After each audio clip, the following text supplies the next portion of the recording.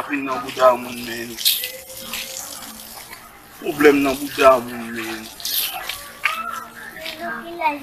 Só beso nan la jwen. Chita, só beso nan la jwen. Mba kapab. Mwen ya tro di. Mwen só beso. Mwen 22 ans, só beso. O que 22 ans di cosa? Já vi la o que 22 ans. Lagi tadi, Bapak.